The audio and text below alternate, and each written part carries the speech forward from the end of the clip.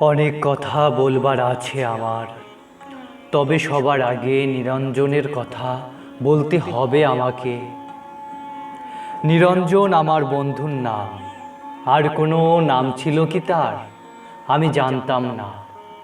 ওর একজন বান্ধবী ছিল, অবশ্য কিছু দিনের জন্য। সে তাকে প্রীতম বলে ডাকত। ওর বান্ধবীর নাম ছিল জয়লতা। নিরঞ্জন জয়লতা সম্পর্কে তেমন কিছু বলেনি আমাকে। জয়লতাকে কখনো কোনো চিঠি লিখেছিল কিনা সে কথাও বলেনি। তবে জয়লতার একটা চিঠি আমি দেখেছি।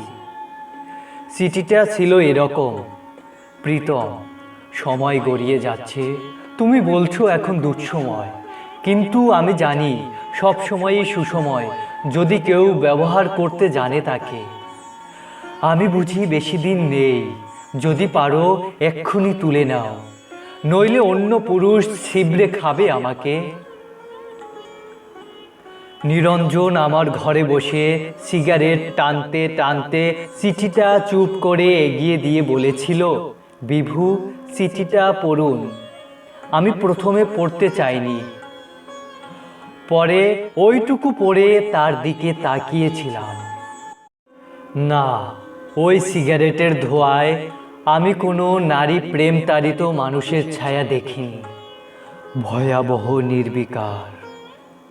কিছু বলছেন না যে? আমি জিজ্ঞেস করেছিলাম। কি বলবো এই ব্যাপারে? কোন ব্যাপারে? এই যে জয়লতা। বাদ দিন, আমি বাদ দিয়েছিলাম। নিরঞ্জন আমার ঘরে বসে অনেকক্ষণ সিগারেট টেনে টেনে ঘরটাকে অন্ধকার করে রেখে চলে গিয়েছিল সেদিন।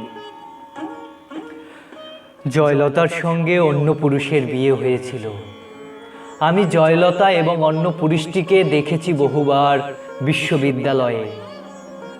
জয়লতা আরো সুন্দরী, আরো দেমাগী হয়ে উঠেছিল। অন্য পুরুষ ছিবড়ে খেলে মেয়েরা বুঝি আরো সুন্দরী হতে থাকে।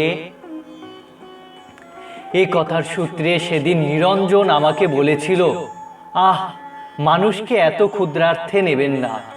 মানুষ এত বড় যে আপনি যদি মানুষ শব্দটি একবার উচ্চারণ করেন, যদি বোঝেন এবং অন্তর থেকে করেন উচ্চারণ, তো আপনি আপনি আপনি কাঁদবেন।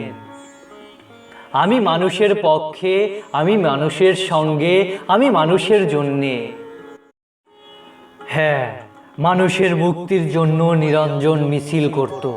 আমি শুনেছি নিরঞ্জন বলেছে, তুমি দুষ্কৃতী মারো, বাঙালি মারো, হিন্দু মুসলমান গেরিলা তামিল মারো, এভাবে যেখানে যাকেই মারো না কেন, ইতিহাস লিখবে যে এত মানুষ মরেছে। বড়ই করুণ এবং বড়ই দুঃখজনক। শক্তির সপক্ষে তুমি যারই মৃত্যু উল্লেখ করে উল্লাস করো না কেন, মনে রেখো মানুষই মরেছে। এই ভয়ঙ্কর সত্য কথা নিরঞ্জন বলেছিল।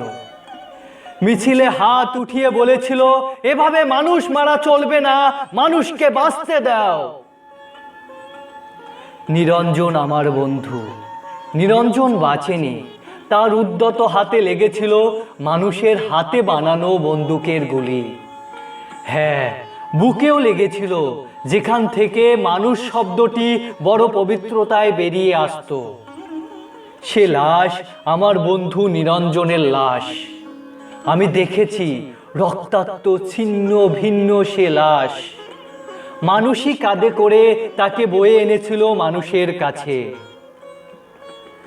জয়লতা সে লাশ দেখেছিল কিনা সে প্রশ্ন উঠছে না। দেখলেও যদি কেঁদে থাকে প্রকাশ্যে অথবা গোপনে, তাতে নিরঞ্জনের কোনো লাভ হয়নি। আমি জানি তাতে নিরঞ্জনের লাভ ছিল। নিরঞ্জন প্রমাণ করতে পেরেছিল গতকাল মিছিলে আইন অমান্যের অভিযোগে যে দুষ্কৃতী মারা গিয়েছে তার নাম নিরঞ্জন। সে আসলে মানুষ।